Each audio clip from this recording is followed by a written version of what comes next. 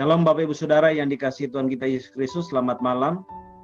Senang kalau pada malam hari ini boleh berjumpa kembali dengan Bapak Ibu Saudara semua di dalam pertemuan doa kita di Menara Doa Segala Bangsa. Untuk kita berdoa bagi kota-kota kita, bangsa kita, dan bangsa-bangsa yang ada di seluruh dunia. Baik saudara, malam ini ya saya sendiri bertanya ke Tuhan apa yang saya harus sampaikan ya. Saudara, malam ini saya akan berbicara tentang calling ya, tentang panggilan. Saudara, kita akan buka bersama dalam Kisah Rasul pasal yang ke-9. Kisah Rasul pasal yang ke-9.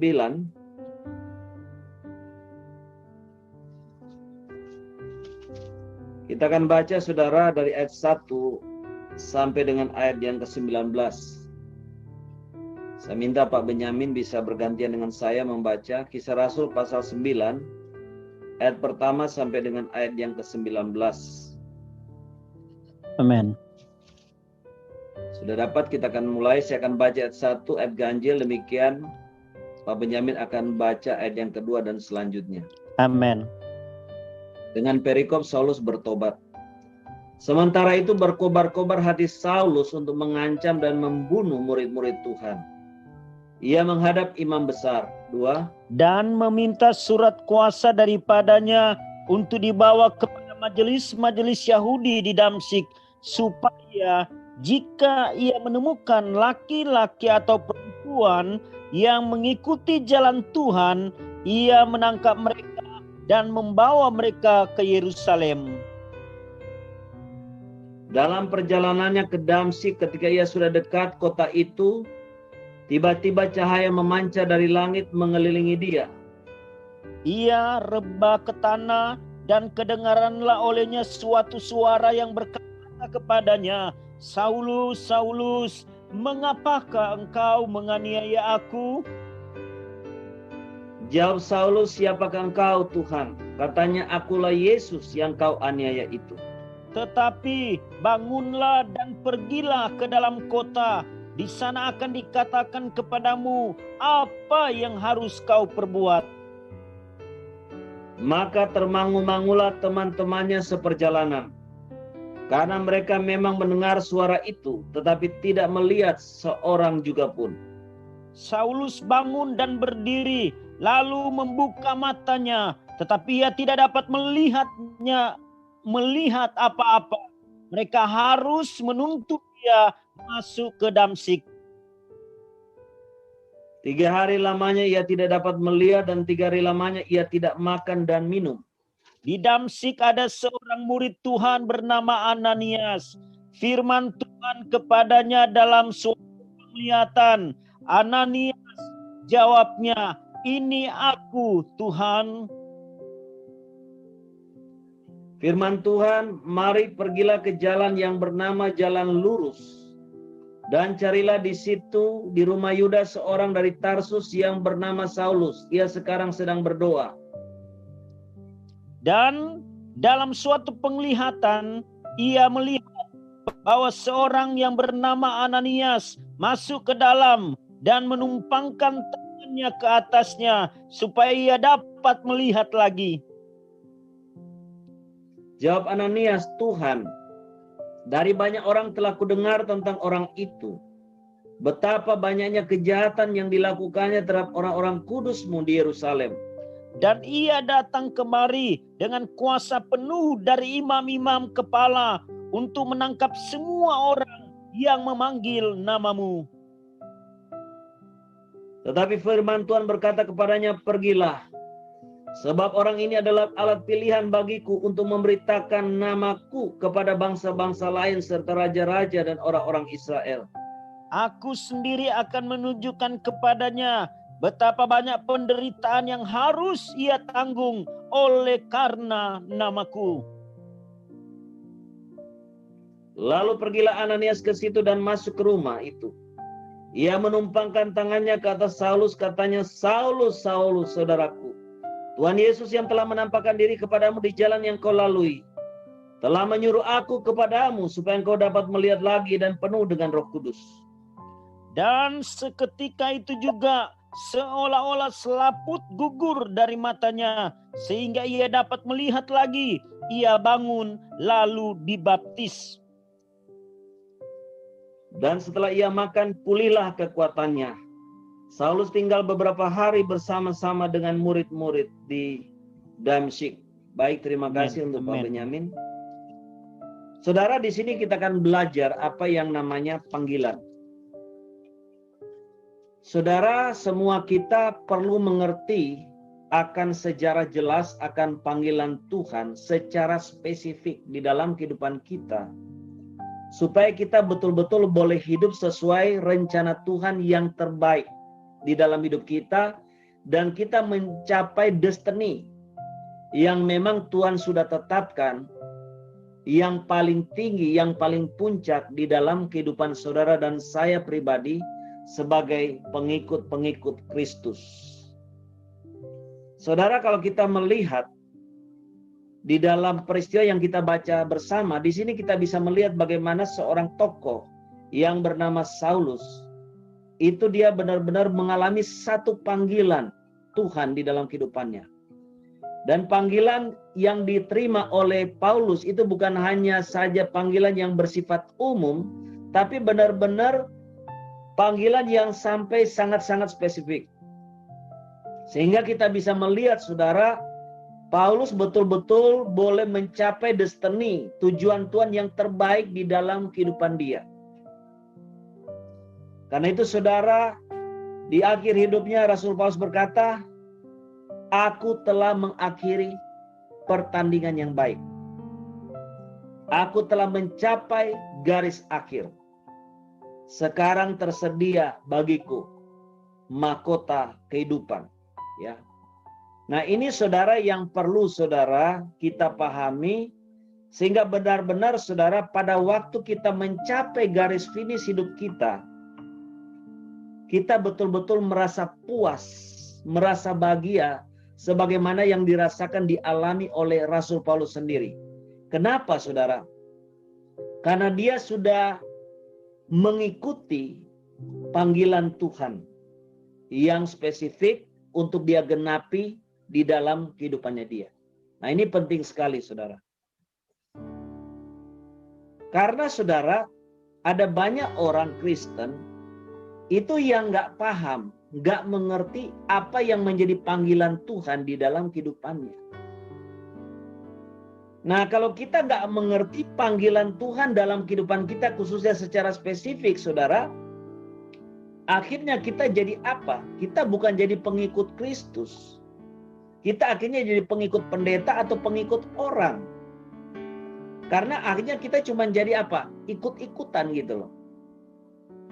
Nah, ini nggak boleh, saudara, ya.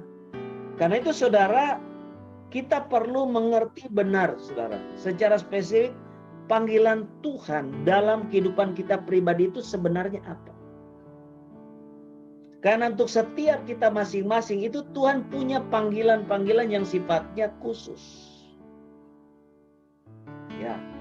Nah, saudara, kita akan belajar hal ini. Tetapi saudara, yang pertama kita akan lihat dulu di dalam Matius pasal yang ke-28, saudara, ya. Kita akan lihat dulu di dalam Matius 28.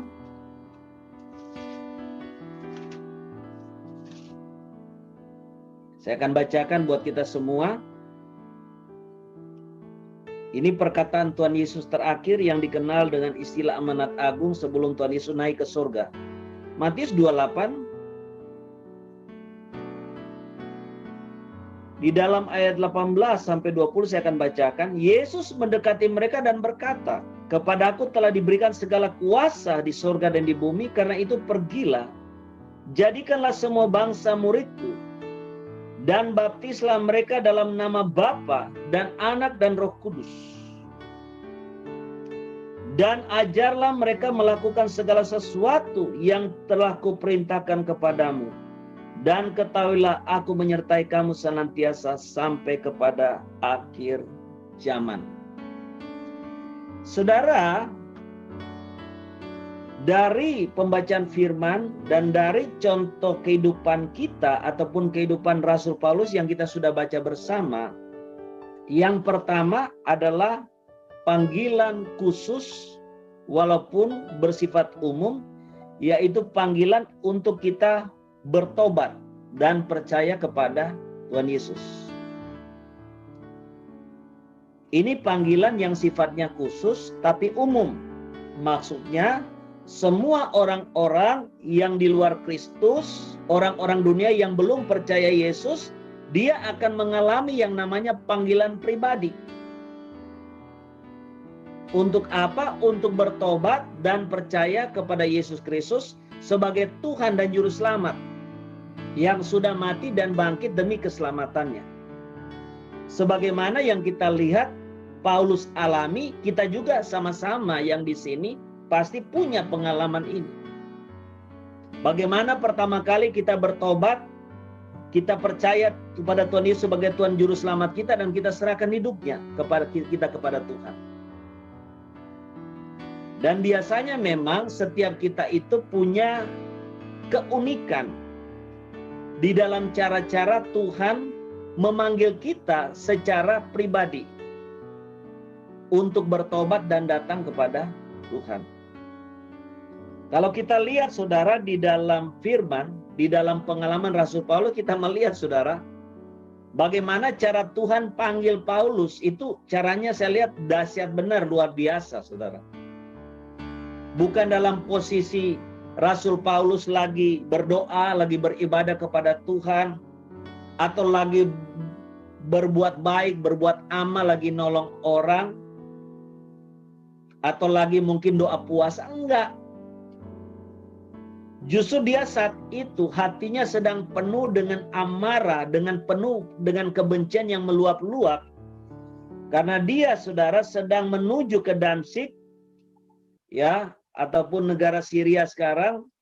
Untuk apa? Untuk pergi menangkap, menganiaya ya, dan kalau perlu memenjarakan dan membunuh orang-orang Kristen di sana. Ya. Dalam kondisi yang seperti ini justru Tuhan datang memanggil dia. Dalam perjalanan Tuhan cegat dia di tengah jalan dengan Tuhan menyatakan diri. Tuhan Yesus menyatakan diri dalam satu penglihatan. Dan karena penglihatan itu adalah penglihatan yang begitu penuh dengan cahaya kemuliaan Tuhan yang begitu menyilaukan, sehingga firman katakan Rasul Paulus dia akhirnya jatuh dari kudanya saudara ya. Dan matanya apa? Matanya menjadi buta karena dia melihat penglihatan kemuliaan Tuhan yang luar biasa yang begitu tajam saudara. Apalagi saudara hal terjadi itu saat Paulus dalam posisi hati, pikiran, batin jiwanya penuh dengan dosa. Penuh amarah, penuh kebencian, penuh roh pembunuhan. Ya, otomatis dia tidak tahan melihat kemuliaan Tuhan sehingga akibatnya apa? Matanya menjadi buta. Di sanalah saudara Tuhan Yesus menyatakan diri, Saulus, Saulus, mengapa kamu menganiaya aku? Saulus bertanya, siapakah kamu Tuhan? Akulah Yesus yang kau aniaya itu. Ini menjadi titik balik saudara. Pertobatan 180 derajat terjadi di dalam diri Paulus. Nah saudara, setiap kita ini mengalami panggilan ini saudara ya. Mengalami. Ada orang yang juga saudara akhirnya bertobat percaya Yesus karena sudah sakit mungkin kanker stadium 4. Akhirnya dilayani, didoakan, dia mengalami kesembuhan, kemudian menyerahkan hidup percaya kepada Yesus. Ada yang seperti itu.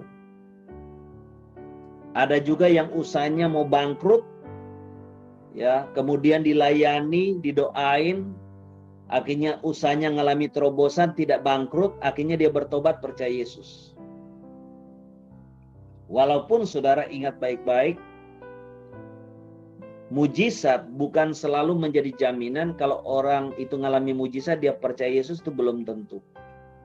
Ya, belum tentu. Tetapi memang sering melalui mujizat itu Tuhan menyatakan diri kepada seseorang supaya orang itu percaya kepada Tuhan bahwa Yesus itu Tuhan, bahwa Yesus itu juru selamat. Ya. Saya sendiri secara khusus saudara, walaupun sejak usia 6 tahun saya sudah percaya Tuhan Yesus, ya, saya sudah membaca Alkitab, saya sudah berdoa kepada Tuhan sehari 2-3 kali sebagai seorang anak kecil tanpa disuruh-suruh, karena saya nggak punya siapa-siapa, ya, istilahnya tempat saya bergaul, tempat saya curhat cuma Tuhan. Tetapi saudara, secara khusus saya akhirnya benar-benar sadar saya orang berdosa. Saya butuh Yesus sebagai juru selamat untuk mengampuni dosa saya. Itu waktu saya SMP kelas 2. Disitulah saudara, dalam satu camp ataupun retreat saudara. Pada waktu itu retreat diadakan, saya waktu itu posisinya tinggal di Surabaya saudara ya. Dan waktu itu saya sedang ke Manado. Dan waktu itu saya diajak untuk mengikuti satu camp pemuda remaja. Ya. Di Tomohon, Manado, Sulawesi Utara, yang dihadiri oleh sekitar 200 pemuda remaja. Saudara, waktu di sanalah saudara, saya menerima panggilan untuk bertobat dan menerima Yesus sebagai Tuhan dan Juru Selamat saya. Tetapi saya bertobat itu saudara, itu di hari terakhir saudara. Kenapa? Karena waktu itu saya terus terang aja tidak mau bertobat saudara. Karena di dalam konsep pikiran saya, ya, kalau bertobat nanti sudah nggak bisa happy-happy lah intinya. Nanti nggak boleh nonton bioskop, nggak boleh senang-senang, nggak boleh ini, nggak boleh itu. Jadi saya pikir waktu itu ya sebagai anak remaja saya bilang, udahlah Tuhan, nanti saya bertobat itu kalau udah tua ya, kira-kira umur 60-an, nah itu nggak apa-apa lah saya bertobat. Ya kalau masih remaja, masih muda, udahlah mau menikmati dulu ini kesenangan dunia. Itu di pikiran saya saudara ya. Tetapi memang saudara, ya, karena sejak SD, kelas 6 SD itu, saudara, saya itu sebenarnya sudah mulai dikejar Tuhan. Ya, karena pada waktu saya mulai TK, ya saya ikut dengan famili yang adopsi itu Katolik, kemudian saya kabur, ya saya ikut mami saya ke orang tua, saya kembali, mereka di Kristen waktu itu, saya ke gereja saudara, gereja Kristen, tapi gereja itu gereja Tionghoa ya, gereja Kristen Tionghoa, jadi ada bahasa Mandarinnya lah. Cuman saudara, waktu itu kalau dengar khotbah itu saya tidur saudara, ya, jadi saya nggak bisa lupa sampai sekarang ya. Ya, jadi waktu 6 SD itu kalau saya ke gereja saudara, begitu kalau belum khotbah saya belum bisa tidur, karena di gereja Protestan itu liturgi kan ada duduk berdiri gitu loh. Ayo berdiri, ayo duduk. Nanti ada pembacaan Alkitab ya, berbalas-balasan, jadi otomatis kan nggak bisa tidur. Jadi setiap waktu misalnya mau firman ya, saya akan ambil posisi tidur saudara ya, dan tidur. Ya benar-benar tidur. Ya memang waktu itu benar-benar apa ya, tidak ada kerinduan sama sekali lah ya. Saudara, apa yang terjadi satu saat waktu itu ada satu hamba Tuhan, saya nggak bisa lupa saudara. Hamba Tuhan itu namanya Pendeta Immanuel. Beliau misionari di Kalimantan. Dia khotbah saudara. Dia khotbah suaranya kayak guntur ya, kayak halilintar. Ya dia ngomong keras sekali. Tiba-tiba dia turun, set gitu ya. Jadi saudara, saya yang lagi enak tidur ini kaget gitu loh. Bolak-balik tidur kaget Pak. Sehingga waktu itu dalam hati saya bilang, nih pendeta kok ganggu ya. Orang mau tidur aja nggak bisa. Dia ngomong apa sih? Waktu itu saya coba perhatikan dia khotbah. Nah saudara, sampai sekarang ini saya nggak bisa lupa saudara. Lukas 13 ayat 3-5. Di situ dia khotbah, kalau kamu tidak bertobat, kamu akan binasa. Kalau kamu tidak bertobat, kamu akan binasa, masuk neraka.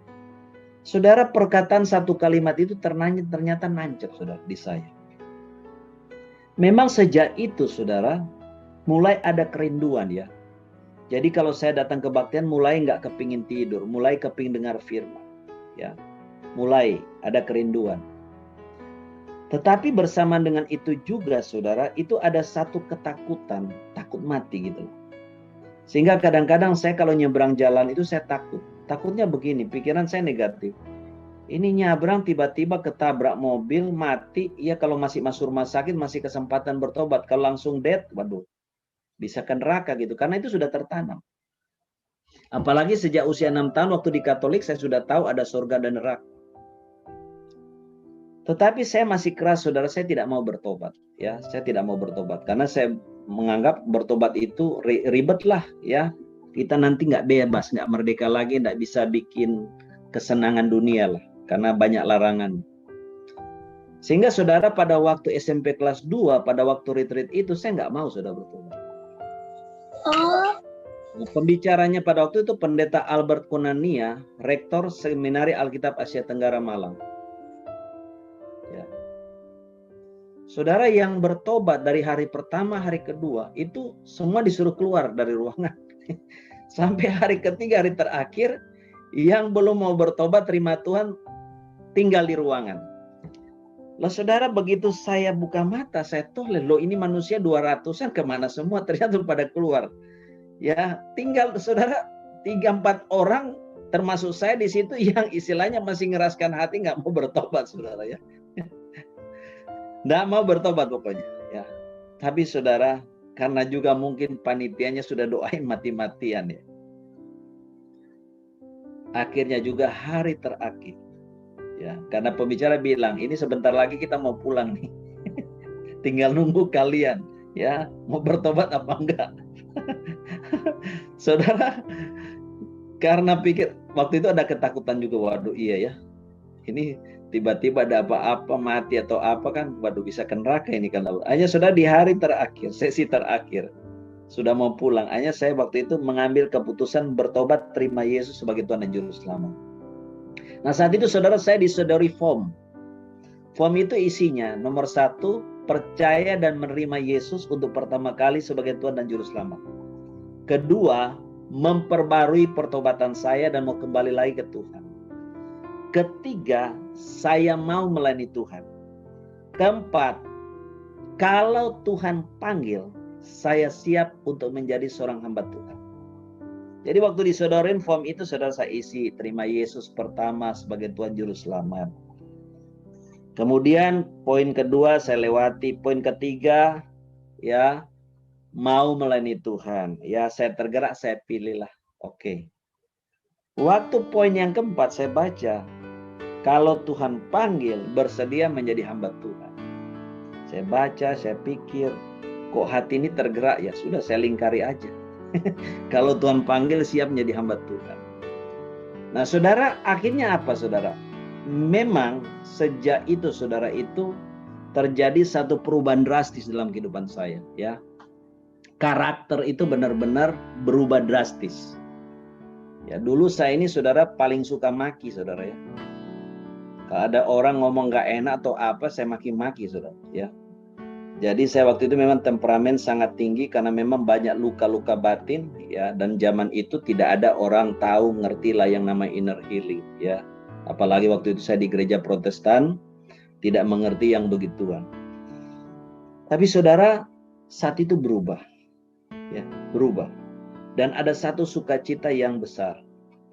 Nah saudara, ini yang namanya saudara panggilan pertama. Panggilan untuk kita bertobat dan terima Yesus sebagai Tuhan dan Juru Selamat. Nah kita semua punya panggilan itu. Kita mengalami panggilan itu. Nah saudara, kemudian saudara, panggilan kedua, kalau kita lihat di dalam firman yang kita sudah baca, adalah setelah kita bertobat terima Yesus, adalah kita mesti apa? Mesti dibaptis. Ya. Karena baptisan itu adalah bukti kita mau percaya kepada Yesus dan kita mau mengakui mulai detik ini kita menjadi milik Tuhan. Ya, ini panggilan yang kedua, saudara. Jadi kalau orang itu tidak mau dibaptis atau masih ragu-ragu untuk dibaptis, itu berarti dia belum mengalami yang namanya panggilan pertama untuk betul-betul bertobat, terima Yesus sebagai Tuhan dan Juru Selamat. Kalau orang itu benar-benar sudah bertobat, terima Yesus sebagai Tuhan dan Juru Selamat, maka dia akan mau mengikuti panggilan yang kedua untuk apa? Untuk memberi diri dibaptis. Ya. Nah, ini yang saudara harus tahu. Nah, kemudian saudara, sesudah seseorang itu dibaptis, dia akan menerima panggilan yang ketiga. Saudara, panggilan ketiga itu adalah panggilan untuk menjadi seorang murid. Ya, panggilan untuk menjadi murid. Di mana kita mau dengan rendah hati mau belajar dan diajar. Nah, banyak saudara orang Kristen tidak mengalami yang namanya pemuritan. Apalagi zaman-zaman dulu gereja-gereja Tuhan belum terlalu paham dengan istilah yang namanya pemuritan. Yang namanya murid biasanya cuma dikenal di dalam istilah di sekolah teologi ya. Kalau dipanggil jadi pendeta Mbak Tuhan, oke, masuk sekolah teologi jadi murid di sana. Tetapi dalam gereja biasanya tidak kenal istilah-istilah yang namanya pemuritan. Nanti mungkin berapa puluh tahun belakangan ini aja ya, baru mulai dikenal dengan istilah-istilah yang namanya pemuritan. Tetapi sebenarnya kita lihat, ini panggilan ketiga ini penting saudara. Karena ini yang ditekankan justru oleh Tuhan Yesus.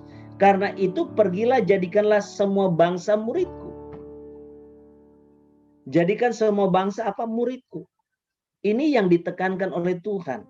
Tuhan Yesus tidak katakan jadikanlah semua bangsa percaya kepadaku. Tidak, tapi Tuhan Yesus katakan jadikan semua bangsa muridku.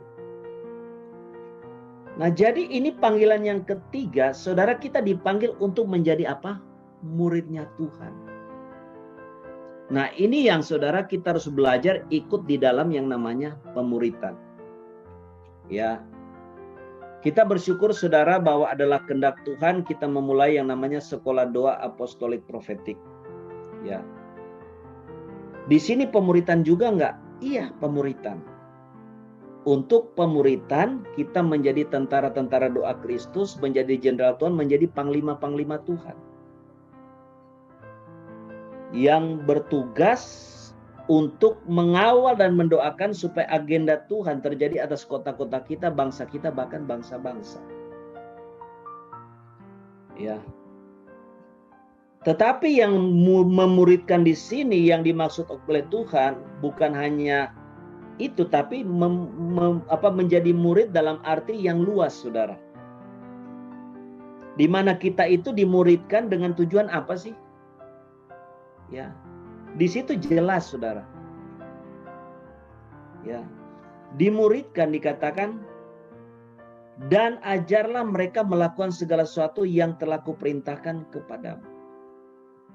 Ya, jadi pemuritan itu punya tujuan. Bukan saja kita hanya sekedar duduk jadi pendengar, dengar firman Tuhan, dengar pengajaran seorang hamba Tuhan. Tidak. Tujuan akhir daripada pemuritan adalah kita melakukan apa yang diajarkan.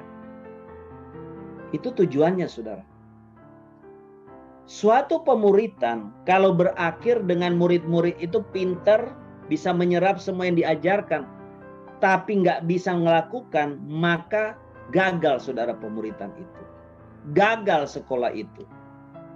Kalau sampai murid-murid cuma ngerti, cuma paham, tapi tidak melakukan. Nah, pemuritan yang berhasil adalah satu pemuritan di mana saudara kita betul-betul melakukan segala sesuatu yang Tuhan Yesus sudah perintahkan kepada kita. Nah, ini yang kita mesti benar-benar mengerti, ya. Jadi panggilan Tuhan yang ketiga adalah supaya kita ikut pemuritan. Kita mau dimuridkan, diajar. Dan saudara, diajar itu apa? Tuhan itu tidak ngomong yang aneh-aneh, saudara. Tuhan cuma katakan apa? Ya, ajar mereka melakukan segala sesuatu yang telah kuperintahkan kepadamu. Itu yang utama yang diajarkan. Jadi pemuritan itu hanya saudara dengan tujuan meneladani Tuhan Yesus. Melakukan apa yang Tuhan Yesus lakukan. Nah, itu yang diajarkan kepada murid-murid, saudara. Nah, ini panggilan yang ketiga yang kita harus tahu, ya. Panggilan pertama untuk kita bertobat dan terima Tuhan. Panggilan kedua untuk kita memberi dibaptis sebagai bukti kita mau jadi pengikut Kristus. Panggilan ketiga adalah kita dipanggil untuk menjadi murid Tuhan. Nah, ini yang betul-betul harus diajarkan kepada murid-murid. Nah, Yesus ajarkan apa? Yesus lakukan apa? Yang itu yang diajarkan. Tidak usah ajarkan yang aneh-aneh, saudara. Kadang-kadang kita lihat hari-hari ini ada pendeta-pendeta sudah terlalu kreatif, saudara. Justru yang penting, yang dasar, yang pokok tidak diajarin kepada murid-murid. Justru ajarinnya hal-hal yang sudah terlalu berlebihan. Sedangkan yang pokok penting ini nggak diajarkan. Nah, dalam pemuritan, apa yang Yesus ajarkan, yang keluar dari mulut Yesus, itu yang harus diajarkan kepada murid-murid. Misalnya Yesus mengajar tentang kasih, ya, tentang kita mesti menginjil, ya. Misalnya Yesus juga mengajar tentang doa, ya itu yang kita ajarkan kepada murid-murid. Di samping itu juga apa yang Yesus lakukan, ya, apa yang Yesus lakukan. Oh, Yesus menyembuhkan orang sakit, Yesus mengusir setan, Yesus mengajar. Ya itu yang diajarkan kepada murid-murid. Ya. Jadi ini panggilan yang kedua. Jadi kalau saudara tanya, Pak Hebron, penting nggak pemuritan? Oh, sangat penting, saudara. Karena saudara, di dalam pemuritan itulah saudara, kita belajar dan diajar bagaimana kita menjadi seperti Tuhan Yesus. Kita mengikuti apa yang diajarkan oleh Tuhan, ya. Kita melakukan apa yang diteladani oleh Tuhan Yesus, dan kita juga melakukan apa yang diperintahkan oleh Tuhan. Kalau saudara tanya terus, kita belajar di sekolah doa apostolik profetik ini, Tuhan memang ajarin nggak kita untuk belajar berdoa? Ya, jelas saudara, Tuhan ajar saudara, ya. Tuhan ngajar. Makanya saudara, murid-murid datang ke Tuhan Yesus, Tuhan ajar kami berdoa. Ya. Dan saudara harus tahu juga, sebelum Tuhan Yesus pergi mengadakan KKR dari satu kota ke kota lain, dari satu desa ke desa yang lain, dia akan mengutus 2 muridnya untuk bikin apa saudara di sana? Di desa atau di kota yang dikunjungi Tuhan Yesus, bikin doa peperangan. Lah kalau murid-muridnya pintar doa peperangan, 70 murid ini, sampai mereka pulang dengan sukacita, wah Tuhan, semua setan-setan takluk demi namamu. Terus bilang, aku melihat iblis seperti kilat jatuh dari langit. Kalau mereka sampai jago, sampai terampil doa peperangan, ya, 70 murid ini, ya, bisa menghancurkan setan, merebut teritori, ya. Sehingga pada waktu Yesus mengunjungi desa atau kota itu dan bikin KKR, banyak orang yang bertobat, banyak orang mengalami kesembuhan mujizat, pasti karena Tuhan Yesus sendiri ajarkan kepada mereka bagaimana doa peperangan. Cuman Alkitab tidak menulis terlalu spesifik, karena saudara, yang ada aja tebal segini aja kita malas baca, apalagi kalau tebalnya segini, saudara, ya. Ya. Ya. Jadi doa perlu belajar nggak? Perlu, saudara, ya. Perlu sekolah, karena doa itu sangat luas, saudara. Amin. Doa itu bukan sekedar doa makan, doa mau tidur, doa bangun, saudara, ya. Atau doa supaya kita punya keluarga diberkati Tuhan, anak kita, suami, dan juga mungkin bisnis pekerjaan kita. Ada banyak hal, saudara, dalam doa yang kita perlu belajar, ya. Nah, ini saudara, ya. Ini panggilan saudara yang ketiga, supaya kita mau menjadi murid. Nah, bagi saudara yang sekarang ini sedang belajar di sekolah doa apostolik profetik, saudara sedang mengikuti panggilan Tuhan untuk jadi murid. Karena itu di dalam sekolah doa profetik ini, saya secara khusus yang akan mengajar tentang doa di dalam sudut kemiliteran Tuhan. Ini saya akan mengajarkan apa yang diajarkan oleh Tuhan Yesus mengenai hal doa. Dan juga tentu yang diajarkan oleh rasul-rasul Tuhan dan nabi-nabi Tuhan yang ada di dalam Alkitab. Ini panggilan yang ketiga, saudara, ya, menjadi murid. Yang keempat itu adalah panggilan melayani Tuhan. Nah, Amin. panggilan Amin. melayani. Nah, pada waktu seseorang biasanya baru bertobat, percaya terima Tuhan, kemudian memberi diri dibaptis, ya, harus belajar jadi murid. Ya. Kemudian yang keempat itu panggilan apa? Untuk dia mulai melayani. Nah, biasanya memang dia akan melayani di gereja atau di persekutuan tempat mungkin dia bertobat pertama kali.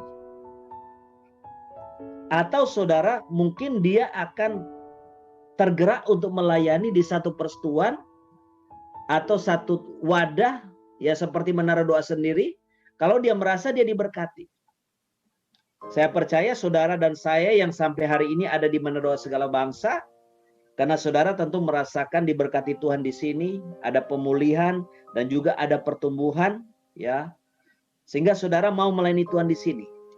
Apalagi mungkin saudara merasa di Menara Doa Segala Bangsa, saudara bisa mengekspresikan segala talenta karunia yang Tuhan berikan. Amin. Amin. Tetapi saudara, yang jelas, ini panggilan kita, panggilan yang keempat itu kita pasti dipanggil Tuhan melayani. Nah, kita saudara mesti berdoa untuk panggilan yang satu ini. Kenapa saudara? Karena saya melihat ada banyak orang Kristen dalam perjalanan pelayanan. Dia melayani dari gereja A, tiba-tiba sudah pindah ke gereja B, tiba-tiba sudah ke gereja C. Ya. Yang jadi tanda tanya, apa menjadi motivasi sampai pindah? Ada satu hamba Tuhan saudara, yang dia dipakai Tuhan. Sekarang ini luar biasa. Aduh, saya lupa namanya ya. Saya dengar dia bersaksi saudara, pada waktu itu dia lagi, ini hamba Tuhan dari luar negeri ya, dari Amerika. Ya. Dia waktu itu khotbah di gereja Betani, saya ikut dia mengadakan seminar. Ya. Hamba Tuhan ini cerita saudara ya. Dia pernah waktu itu melayani katakan di gereja A, di gembala A. Tidak tahu ada kalau masalah apa gitu dia keluar. Dia keluar tanpa pamit ke gembalanya, pokoknya main keluar aja, pindah melayani di gereja B. B, C, dan D lah. Sampai sudah pindah berapa tempat. Nah, waktu itu memang dia belum peka dengar suara Tuhan. Belum peka. Sampai dia sudah peka dengar suara Tuhan, apa yang Tuhan bicara sama dia? Kenapa kamu dulu pelayanan di gereja A? Kenapa kamu pindah ke B? Kenapa kamu pindah ke C? Kemudian kenapa kamu pindah di sini? Siapa yang suruh kamu? Dia kaget saudara. Sekarang dia bilang ya, kamu datangi gembala-gembala gereja itu dan kamu minta maaf kepada mereka. Karena kamu sudah melawan otoritas. Ya. Tuhan katakan, saya nggak bisa pakai kamu sebagai hambaku kalau kamu tidak belajar rendah hati dan tunduk kepada otoritas. Nah, waktu itu dia mulai mulai peka dengar suara Tuhan karena dia mulai melayani sebagai seorang hamba Tuhan. Saudara, dia datang nih saudara. Dia datangi gembala gereja A, dia datang minta maaf. Kalau dulu dia sudah inilah begini, kecewalah apa keluar. Dia datangi lagi gembala gereja B dan sebagainya. Kenapa saudara? Karena melayani Tuhan itu, dan di mana kita melayani bukan masalah suka dan tidak suka. Kalau saudara tanya ke saya, Pak Hebron suka datang ke Tangerang, saya tidak suka di Tangerang ini, jujur aja. Kalau tanya daging saya tidak suka saudara di Tangerang, saya lebih senang tinggal di Surabaya. Kemana-mana dekat, kotanya bersih, harga bahan baku makanannya tidak mahal dan sebagainya.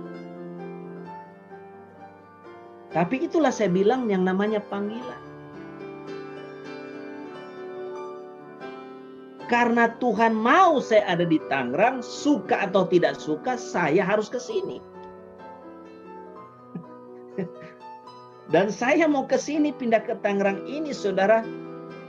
Tidak segampang itu saya pindah. Saya harus siapkan istri anak saya aja 3 tahun, saudara. Karena mereka bukan tipe yang suka biasa merantau.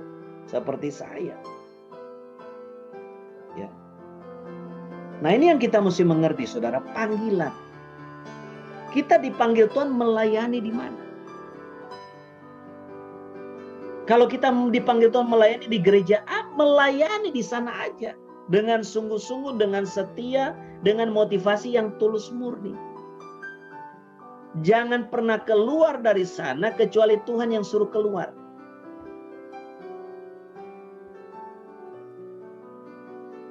Saudara, saya kalau keluar dari satu pelayanan dulu, itu kalau Tuhan suruh keluar, baru saya keluar. Ya. Saya pernah melayani di GKI, di GKA.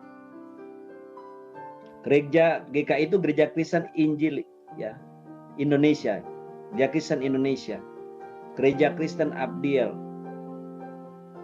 di Reform, di GBI. Saya keluar kalau Tuhan sudah suruh keluar. Nah, itu yang kita harus tahu, saudara. Kita tidak boleh keluar dari satu pelayanan karena ada masalah. Karena keinginan kita nggak dituruti. Karena perbedaan pandangan, karena perbedaan pendapat. Itu tidak boleh, saudara. Kenapa? Kalau kita pindah keluar ke pelayanan yang baru, gereja, persekutuan, atau apapun namanya, dalam kondisi seperti itu, kita itu bawa virus loh, saudara. Bukan bawa berkat. Ya. Namanya OTG, orang tanpa gejala. Ya, nggak kelihatan, saudara. Ya. Orang tanpa gejala. Cuma nanti pasti bikin masalah, sudah pasti bikin masalah. Nggak mungkin, nggak, saudara. Itu cuma soal waktu aja sih. Ya, kita hanya boleh keluar dari satu gereja, satu persekutuan, satu menara doa, satu pelayanan kalau Tuhan katakan tugas kamu di sini sudah selesai, kamu pindah. Baru pindah, saudara. Ya, saya aja waktu diceritain hamba Tuhan itu, ya, saya lupa namanya, ya. Itu saya kaget, Tuhan ternyata sampai seperti itu. Disuruh kembali. Dia datang, saudara, dengar Tuhan bilang, karena Tuhan bilang saya nggak bisa pakai kamu. Kalau kamu nggak belajar rendah hati dari sekarang dan tunduk ke otoritas, kamu kembali tuh nemui mereka satu persatu. Kalau secara logika malu nggak, saudara? Malu lah. Masa saya datangi, apalagi sudah sekian tahun nggak pernah ketemu, ya. Disuruh datang. Dia tulis judul buku itu salah satunya Extraordinary People. Ya. Saya memang hamba Tuhan itu dalam pengajaran dipakai Tuhan luar biasa. Ya. Tapi saudara, dia suruh datang, suruh minta maaf. Dia ngomong, gimana dia bilang, ya. Ya mau tidak mau dia mesti lakuin, datangi satu-satu, saudara. Ya. Nah, itu. Dia harus beresin gitu loh. Baru dia bisa dipakai Tuhan dengan bebas. Nah, ini saudara yang kita harus tahu, ya, panggilan khusus. Nah, saudara, kita lihat di dalam kisah yang kita baca mengenai Rasul Paulus itu, saudara. Itu kita melihat bagaimana, saudara, Paulus dia langsung menerima yang namanya panggilan khusus di dalam pelayanan. Ya. Dan luar biasa, saudara, Tuhan kasih tahu itu kepada siapa? Kepada Ananias. Ya. Ananias dikasih tahu Tuhan apa yang menjadi rencana kehendak Tuhan buat Paulus ini, buat Saulus ini. Di situ dikatakan, karena waktu itu terus terang aja Ananias juga kan mau datangi si Rasul Paulus agak takut-takut, karena dia tahu benar nih tokoh ini kerjanya nangkap, aniaya, mau bunuh orang Kristen. Ya. Karena dia dengar suara Tuhan yang sangat spesifik, sangat jelas, baru dia percaya, saudara. Tuhan kasih apa? Dikatakan kepada Ananias. Tapi firman Tuhan kepadanya, Kisah 9:15, pergilah, sebab orang ini adalah alat pilihan bagiku untuk memberitakan namaku kepada bangsa-bangsa lain, serta raja-raja dan orang Israel. Jadi jelas, saudara, dia dipanggil bukan saja sekedar melayani, tapi dipanggil khusus jadi apa? Jadi seorang Lewi, jadi hamba Tuhan. Untuk apa? Untuk pergi memberitakan Injil, jelas, saudara, ya. Memberitakan namaku kepada bangsa-bangsa. Jadi dia dipanggil oleh Tuhan untuk memberitakan Injil kepada bangsa-bangsa. Dan dikatakan serta raja-raja. Nah, ini panggilan khusus, saudara.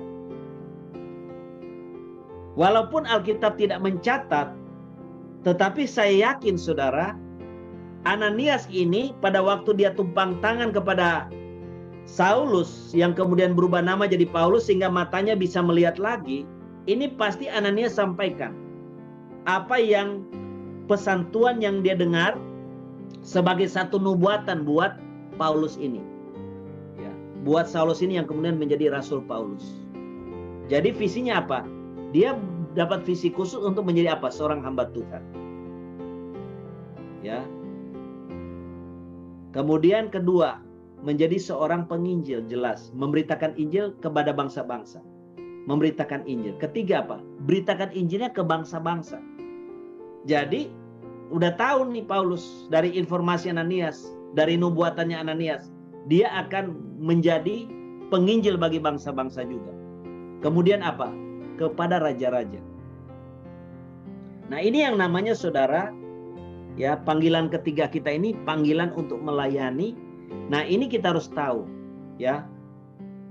Kita harus tahu, saudara, melayani kita itu di mana.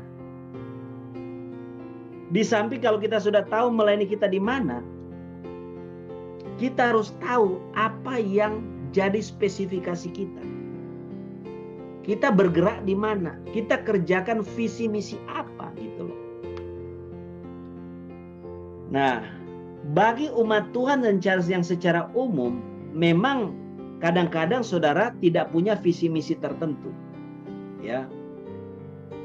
Bagi hamba-hamba Tuhan itu biasanya dikasih visi misi. Nah, kenapa Saulus ini dia dikasih visi misi yang jelas daripada Tuhan? Karena dia menjadi seorang rasul Tuhan. Saudara, salah satu syarat untuk seseorang jadi rasul, dia harus pernah dikunjungi Tuhan Yesus. Itu syarat. Makanya pada waktu dulu, ya, sesudah Yudas itu mati karena bunuh diri, mau pilih pengganti dia yang namanya Matias, di situ rasul-rasul memberikan syarat, saksi hidup Yesus, ya. Jadi pernah lihat waktu Yesus hidup itu, pernah ketemu, dan akhirnya makanya dipilihlah Matias, ya. Sempat makanya saudara jemaat di Galatia meragukan status kerasulan dari Paulus, karena Paulus kan percaya Yesus, bahkan jadi rasul, mengaku sebagai rasul, sedangkan Yesusnya sudah naik ke surga, tidak pernah ketemu Yesus. Nah, di situ dia membela, dia memberikan argumen, bukankah aku pernah melihat Tuhan? Yaitu dia pernah dikunjungi oleh Tuhan Yesus dalam perjalanan ke Damsyik yang kita sudah baca tadi. Jadi itu salah satu syarat rasul, dia harus pernah dikunjungi Tuhan Yesus. Amin. Orang yang dikunjungi Tuhan Yesus, didatangi Tuhan Yesus, dia pasti jawatannya rasul. Itu pasti. Ya, seperti karena itu syaratnya. Nah, saudara, di sini kita lihat ya, Paulus itu dapat panggilan khusus. Nah, bagi jemaat yang secara umum itu biasanya bagaimana? Biasanya dia mengikuti hamba Tuhan yang jadi pemimpinnya. Ya, dia mengikuti gembalanya. Ya. Nah, saudara, jangan pernah ikut seorang pemimpin yang tidak punya visi. Seorang pemimpin yang tidak punya visi misi yang khusus, itu bukan pemimpin sebenarnya. Karena seorang pemimpin itu dia harus punya visi misi dari khusus dari Tuhan, sehingga dia tahu ini jemaat ini mau dibawa kemana gitu. Ya, itu pasti seperti itu. Jadi seorang yang tidak punya visi misi itu bukan pemimpin, saudara, tapi pengikut. Seorang pemimpin dia harus punya visi misi, dan visi misi itu bukan hasil rekaan pikirannya. Bukan ide gagasan yang baik, tetapi visi misi itu harus benar-benar datang dari Tuhan. Sebagaimana kita lihat ya, visi misi untuk Paulus ke depannya apa? Pada waktu dia jadi hamba Tuhan, pelayanannya kemana? Itu benar-benar didapat secara apa? Secara supranatural. Tuhan memberikan nubuatan itu, pesan itu kepada Ananias. Ananias tentu menyampaikan itu kepada Paulus. Jadi ini yang kita harus tahu, saudara, ya. Jadi kita kalau melayani Tuhan di satu tempat, jangan pernah keluar dari satu gereja, persetujuan, pelayanan, menara doa, kalau bukan Tuhan suruh. Tidak boleh keluar karena ada masalah. Tidak boleh. Ya, kelihatannya saudara selesai. Di kekekalan tidak ada selesainya saudara. Semua diminta pertanggungjawaban kepada Tuhan. Alkitab sendiri katakan, kata-kata sia-sia yang kita ucapkan aja diminta pertanggungjawaban Tuhan nanti pada hari penghakiman. Apalagi yang kita buat. Dan ingat baik-baik, wilayah pelayanan itu wilayah kudus saudara. Gereja, persekutuan, menara doa itu wilayahnya Tuhan. Itu wilayah yang kudus. Kalau itu perusahaan kita, bisnis kita, terserahlah kita mau bikin apa. Tuhan mungkin tidak terlalu ambil pusing. Toh punyamu, toh perusahaanmu. Urusanmu deh. Tapi kalau yang namanya wilayah gereja, persekutuan, menara doa, pelayanan, ingat itu wilayahnya Tuhan. Jadi katakan lain apa kita tidak boleh macam-macam. Ya. Kita harus benar-benar di dalam relnya Tuhan. Karena itu nanti Tuhan pertanggungjawabkan. Ya. Dan makanya saudara ngeri ya. Kalau sudah bicara pelayanan itu saya benar-benar takut, ngeri. Karena itu saudara siapapun yang mau datang bergabung dengan kita di MDSB ini saya welcome. Mau hamba Tuhan siapa? Itu saya welcome saudara. Kenapa? Ini kan punya Tuhan bukan punya saya. Ya, hamba Tuhan siapapun mau melayani di sini silakan. Dan saya tidak akan ngurusi motivasinya. Memotivasi benar nggak benar itu urusan dia dengan Tuhan. Nanti Tuhan yang urus. Karena ini kan pelayanan punya Tuhan. Saya nggak punya hak ngurusi mereka. Urusan mereka sama Tuhan kalau motivasinya nggak benar. Karena kalau di mana doa segala bangsa, orang-orang yang tidak punya motivasi tulus murni itu pasti otomatis akan tersingkir dengan sendirinya. Itu pasti, ya. Karena dia akan berurusan bukan dengan saya, dengan Tuhan. Ya. Nah, ini yang kita harus tahu, ya. Nah, ini yang kita harus mengerti, ya. Karena itu saudara di dalam pelayanan itu kita betul-betul perlu jaga satu sikap. Ya. Kalau kita memang dipanggil Tuhan tuh melayani di satu tempat, satu gereja, persekutuan, menara doa. Saudara belajar punya yang namanya self control. Ya. Belajar yang namanya self control. Tidak ada saudara di dalam pelayanan di muka bumi ini yang nggak ada masalah. Ya. Di dalam gereja, persekutuan, menara doa lalu nggak ada masalah sama sekali itu nonsen. Pasti saudara. Adalah riak-riak itu ada. Tetapi saudara, Tuhan ajar kita tuh belajar punya yang namanya self control, punya penguasaan diri. Ya. Selama kita merasa kita ditempatkan Tuhan di situ walaupun ada masalah, kita harus bertahan. Saudara, saya dengar saudara kesaksian dari beberapa hamba Tuhan yang sebenarnya mereka bilang begini ya. Pak, kalau bicara betah, kita ini nggak betah. Udah nggak senang gitu. Maunya keluarlah dari gereja itu, dari yayasan itu. Tapi masalahnya Tuhan nggak suruh, Pak. Tuhan maunya kita tetap di situ. Ya kita tetap di situ. Nah ini orang-orang yang luar biasa. Ini orang-orang yang benar-benar mengerti yang namanya panggilan. Ya. Nah ini yang kita harus tahu. Jadi kalau kita ditempatkan di satu tempat pelayanan, kita tetap aja bertahan. Ya, sampai kapan Pak Ibrahim kita bertahan? Sampai Tuhan suruh kita keluar, baru kita keluar. Dan biasanya kalau Tuhan keluar, ada tujuan tertentu, ada visi misi tertentu. Seperti apa? Seperti yang dialami oleh Rasul Paulus. Saudara bisa lihat dalam Kisah Rasul 13. Ingat ya, Rasul Paulus pada waktu dia mulai melayani sebagai seorang hamba Tuhan, seorang Rasul Tuhan, dia melayani di mana? Di gereja mana? Di gereja Antioquia. Ya. Dari sana baru Tuhan suruh dia keluar. Kita lihat Kisah Rasul 13 ya.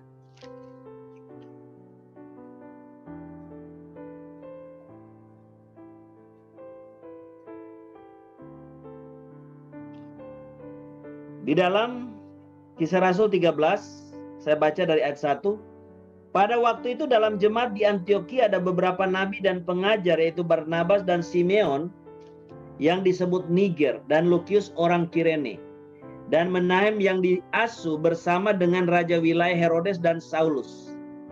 Jadi ingat saudara, Saulus melayani di mana? Di gereja di Antioquia. Ya, jelas ya.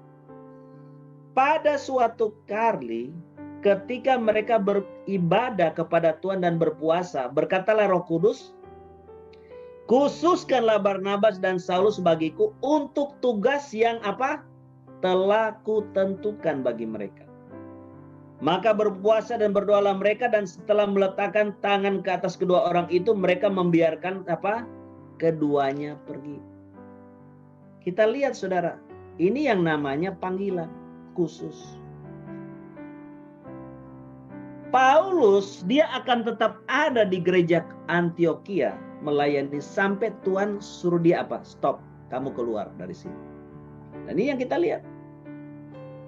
Pada waktu para hamba Tuhan 5 jawatan, ya, ini hamba Tuhan 5 jawatan. Kalau saudara lihat di situ ada rasul, ada pengajar, ada nabi, ya. Ini gereja Antioquia ini gereja betul-betul yang digembalakan oleh gembala kolektif di Majawatan. Waktu mereka berdoa puasa, kemudian Tuhan bicara secara khusus. Ya. Maka berpuasa dan berdoa mereka, dan setelah mereka talangan kedua orang mereka membiarkan berpuasa, berkatalah Roh Kudus, ya. Pasti saudara ada beberapa dari mereka dengar suara Tuhan, ya, yang berbicara.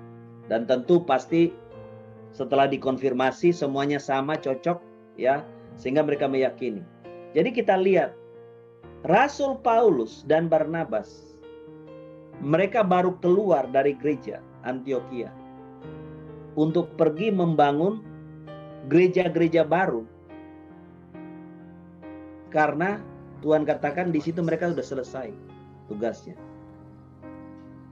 Makanya dikatakan tugas yang kutentukan bagi mereka. Nah, ini yang saya maksudkan. Ya, kita kalau pelayanan jangan keluar dari satu pelayanan sampai Tuhan bilang kamu sudah selesai di sini, kamu harus pindah untuk tugas baru kita keluar. Saya pun sama saudara. Dari dulu saya seperti itu. Kalau Tuhan bilang kamu di sini udah selesai Hebron, keluar, saya keluar saudara, saya goodbye. Sama di MDSB juga sama. Kalau Tuhan bilang tugas kamu di sini udah selesai, suruh pindah kemana, ya saya mesti taat saudara. Nah ini yang namanya kita mengikuti yang namanya panggilan, calling kita ini saudara. Jadi kita harus tahu di mana Tuhan tempatkan kita melayani, terus kita melayani dalam hal apa kita harus tahu, harus ngerti panggilan kita ini apa. Panggilan khusus Paulus apa? Memberitakan Injil. Memberitakan Injil kemana? Ke bangsa-bangsa. Go internasional kepada bangsa-bangsa. Bahkan apa? Memberitakan Injil kepada raja-raja. Itu panggilan khususnya. Dan itulah visi misi itulah yang menjadi panggilan khususnya. Sama seperti saya saudara. Saya tahu panggilan khusus saya itu apa. Dan itu dikonfirmasi dengan hamba Tuhan lain. Ya. Jadi saya ini sedang bergerak juga mengerjakan panggilan khusus yang merupakan visi misi yang Tuhan berikan. Nah saudara harus tahu. Kalau saudara misalnya melayani di Menara Doa Segala Bangsa, saudara panggilannya apa? Kalau panggilannya jadi pendoa syafaat, ya sudah jadi pendoa syafaat aja. Kalau ada beberapa dari saudara misalnya dipanggil Tuhan dari penyataan-penyataan Tuhan yang lalu, saudara mau disuruh khotbah ngajar, saya silakan saudara. Amin, amin. Saya bilang Pak Ben ya jadwalin. Amin.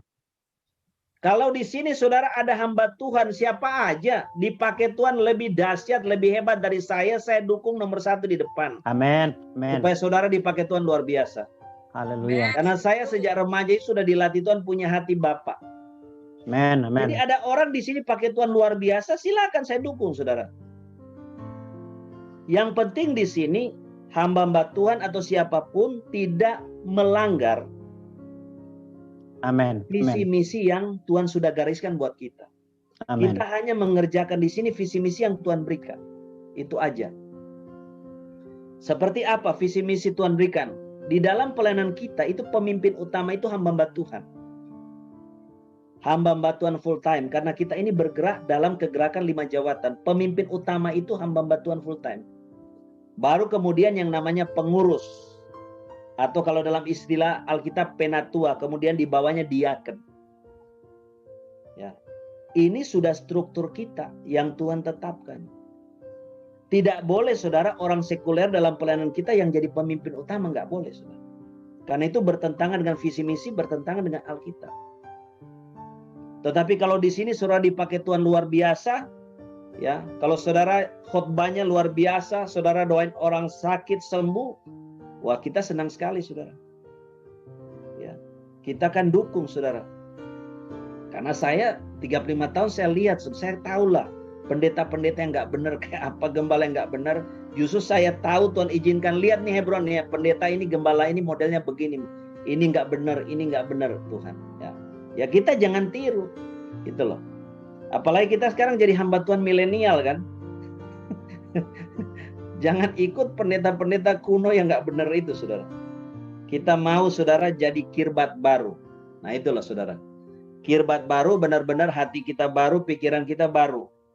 Yang lama-lama itu sudah kita buanglah, kita kuburin. Ya, supaya kita diisi Tuhan dengan anggur-anggur yang baru, pandangan-pandangan yang baru. Nah, orang yang bisa menerima pemahaman penggembalaan 5 jawatan itu benar-benar orang itu punya kirbat yang baru. Ya. Nah, ini yang kita mesti mengerti gitu ya. Jadi panggilan khusus kita itu apa, kita mesti tahu. Kalau saudara memang dapat panggilan khusus jadi worship leader, lah di situ aja, enggak ada masalah. Tapi biasanya memang panggilan itu akan bertambah ya. Ketalenta, kemampuan nanti Tuhan tambahkan dari waktu ke waktu ya. Karena saya lihat di sini ada orang-orang yang kemudian Tuhan tambah dengan kemampuan liturgi ya, bukan hanya bisa berdoa syafaat kalau doanya luar biasa, tapi bisa menyampaikan firman ya, bisa bawa renungan, bisa bawa mengajar. Ya harus saudara-saudara harus itu. Ya, jangan malu-malu juga. Kalau saudara dikasih jadwal karena sudah ada penyataan Tuhan, saudara misalnya untuk menyampaikan firman, silakan gitu loh. Kita harus dukung saudara. Karena amen. Apa? Amen. Tuhan mau kita masuk di dalam destiny Tuhan, tujuan Tuhan yang terbaik, terindah buat kehidupan kita. Amen. Saudara, ini yang kita mesti mengerti akan panggilan. Haleluya. Tuhan ya yang khusus buat kita. Dalam hal ini adalah panggilan melayani. Nah, kita juga saudara mesti jelas ya. Karena saya lihat ini sekarang ini banyak orang yang kayak orang bingung gitu ya. Ya. Sebentar jadi pengusaha, sebentar jadi pendeta. Ini sebenarnya panggilan kamu ini jadi apa sih? Jangan Senin Sabtu jadi pengusaha, Minggu jadi pendeta. Kasihan jemaatnya. Puyang saudara jemaatnya. Saudara, saya yakinlah orang yang dari Senin jadi pengusaha, Sabtu jadi pengusaha, jadi Minggu bisa jadi pendeta yang baik, saya yakin tidak bisa. Karena dia urus bisnis saya udah puyang kok. Apalagi mau ngurusi masalah-masalah jemaat yang yang bulat ya, yang masalahnya kompleks ya. Ya sudah nggak kepikir lah saudara ya. Dia dari Senin Sabtu udah pusing dengan urusan bisnisnya. Mungkin mesti bayar utang. Mungkin ada orang yang utang belum bayar ya. Nah, sebenarnya saudara itu salah ya. Kalau kita lihat di Alkitab itu sebenarnya enggak ada yang berubah. Kalau kita memang dipanggil jadi Lewi full timer ya jadi full timer. Kalau jadi full timer buktinya apa? Tuhan mesti pelihara, Tuhan mesti jamin hidup kita. Tapi kalau kita saudara tidak dipanggil jadi full timer, ya memang Tuhan nggak ada jaminan. Makanya dulu pada waktu saya mau dipanggil Tuhan full timer, saya minta penyataan Tuhan yang jelas. Makanya Tuhan Yesus datang kunjungi saya sendiri pribadi, panggil untuk saya full timer. 11 Maret 96 baru saya berani untuk full time. Karena kalau Tuhan panggil jelas, dia yang jamin kan, dia yang panggil gitu. Nah ini yang perlu buat kita tahu juga gitu. Jangan bingung jadi gembala saudara. Ya. Kalau saudara memang tidak dipanggil sebagai Lewi untuk jadi gembala, jangan biarkan itu kepada mereka yang dipanggil jadi Lewi, jadi imam. Mereka yang memang dipanggil Tuhan, sekolah teologi, tinggal di asrama, biarlah mereka yang jadi gembala. Kita yang di sekuler ini kita dukung aja gitu loh. Makanya itu yang dikatakan di dalam firman saudara. Coba kita lihat ya dalam kitab Wahyu ya. Saudara sendiri tahu saya kan ngisi firman ini harus ganti mendadak. Jadi ikut aja Roh Kudus suruh lihat di mana ya. Di dalam Wahyu pasal 5, di situ dikatakan apa? Ayat yang ke-10. Di situ dikatakan Wahyu 5 ayat 10, dan engkau telah membuat mereka menjadi suatu kerajaan dan menjadi imam-imam bagi Allah kita, dan mereka akan memerintah sebagai raja di bumi. Sebenarnya saudara dari bahasa aslinya itu yang lebih tepat itu bukan membuat kita menjadi satu kerajaan, tapi dalam New King James dikatakan and have made us king and priest to our God and we shall reign on the earth, ya. Dan membuat kita ini menjadi raja-raja dan imam bagi Allah kita, dan kita akan memerintah di bumi, saudara. Jadi saudara, ada kita yang dipanggil jadi raja, jadi imam. Nah, ada orang-orang yang serakah, jadi raja mau, jadi imam juga mau. Semua dia mau peluk gitu loh.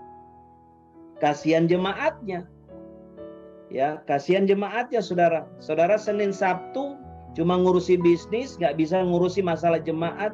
Pasti juga nggak bisa doain jemaat. Tapi saudara mau megang tanggung jawab sebagai gembala. Kasihan jemaatnya. Ya, banyak juga jemaat yang kagak ngerti. Yang penting gembalaku bos, senang aja gitu loh. Dia nggak tahu, ini urusannya bukan urusan di dunia, urusan di kekalan, saudara. Saya nggak pernah mau dari dulu. Kalau gembala saya itu orang sekuler, nggak mau, saudara. Karena jelas, saudara, di dalam firman, orang-orang yang dipanggil gembala itu benar-benar orang yang memang full gitu di ladang Tuhan. Nah, ini yang kita dipanggil jadi raja dan imam. Kalau saudara ini kita tahu porsi kita, oh saya dipanggil sebagai raja. Ini bicara soal bisnismen, pengusaha-pengusaha profesional. Ya sudah, dukunglah para imam itu dengan keuanganmu, dengan tenagamu, waktumu.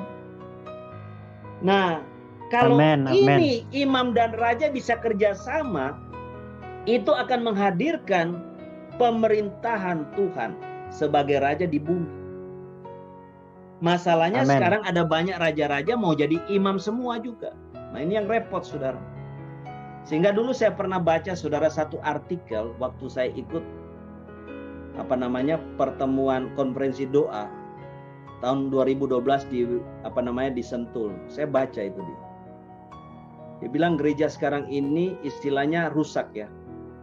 Para penguasa dunia itu menjadi penguasa di gereja. Sedangkan para pekerja yang dipanggil full time di ladang Tuhan itu menjadi pegawai mereka. Jadi artikel itu mengkritik, saudara, ini gereja kok jadi rusak gini gitu loh. Kenapa orang sekuler kok dijadikan pendeta-pendeta, gembala-gembala? Justru hamba Tuhan full time itu jadi pekerjanya. Dan kita lihat itu kenyataannya kan banyak seperti itu. Ya, kalau itu benar kenapa nggak dari dulu? Nanti zaman sekarang aja, nanti dari tahun sekitar mungkin ya di atas 95 lah, ya khususnya tahun 2000 itu seperti itu. Ya, karena sinode ini sudah terlalu banyak, saudara, sehingga sinode juga butuh pendeta, orang sekuler jadi pendeta semua. Dan itu yang membuat, saudara, gereja akhirnya juga mengalami satu kerusakan, saudara, ya. Sehingga, saudara, kadang-kadang saya terima ada orang misalnya saya layanan mengadu, aduh Pak Ebron, pendeta itu nipu begini-begini, utang nggak bayar. Saya mau tanya dulu, ya, Ibu tadi bilang pendeta. Iya, Pak. Dia Senin sampai Sabtu ngapain? Oh, bisnis kan. Itu bukan pendeta, saya bilang. Itu bukan pendeta. Kalau pendeta asli itu benar-benar full cuma di ladang Tuhan. Nggak lagi secara khusus ngerjakan bisnis, enggak. Nah, yang begini-begini saya bilang kita yang kena. Dikiranya kita sama seperti begitu, ya. Makanya kadang-kadang Pak Stephen Tong itu suka tegur dari mimbar yang model begini. Pengusaha-pengusaha, kalau kamu dipanggil jadi pengusaha yang baik. Kalau kamu dipanggil jadi pendeta, jadi pendeta yang baik. Amen. Jangan Senin sampai Sabtu kamu jadi pengusaha, kamu nipu orang, Minggu kamu jadi pendeta. Hanya nama Tuhan yang dipermalukan. Nah, ini yang kita mesti ngerti, ya. Jadi kita panggilannya di mana? Kalau kita panggilan jadi hamba Tuhan full time, ya silakan. Bagus. Ya. Tapi itu harus betul-betul jelas gitu loh, seperti Paulus, jelas, ya. Sehingga kita melihat begitu disembuhkan Paulus di situ langsung mulai melayani, saudara. Ya, mulai memberitakan Injil. Nah, ini yang kita mesti mengerti. Jadi, dan saudara harus tahu juga kalau saudara misalnya dipanggil Tuhan jadi hamba Tuhan full time, itu nanti Tuhan akan kejar kok. Akan kejar, akan cari sendiri. Saya waktu disuruh Tuhan full time, Tuhan yang kejar saya kok, bukan saya yang kejar Tuhan. Tuhan yang cari saya. Sampai dia datang menampakkan diri 2 kali ke saya, 9 Maret sama 11 Maret 96 untuk suruh saya penuh waktu. Jadi tidak usah khawatir. Kalau saudara dipanggil Tuhan jadi hamba Tuhan, jadi golongan Lewi full time di ladang Tuhan, Tuhan yang cari. Nggak usah kita nyodori diri, dia yang cari. Dia nanti yang suruh. Kita full. Tapi kalau kita memang Tuhan panggil di sekuler, ya tetap aja di sekuler. Ya tinggal kita berdoa, Tuhan mau saya usaha apa, bisnis apa, kerja apa. Minta Tuhan buka, saudara. Pasti Tuhan akan buka. Jadi saudara, ini yang saudara harus mengerti ya, akan panggilan Tuhan di dalam kehidupan kita. Ya. Dan biarlah kita benar-benar hidup dalam panggilan Tuhan ini, supaya kita benar-benar ya, di akhir hidup kita akan berkata seperti Paulus, aku telah mengakhiri pertandingan yang baik. Sekarang aku sudah mencapai garis akhir dan sudah tersedia mahkota kehidupan daripada Allah untuk kehidupan. Amin.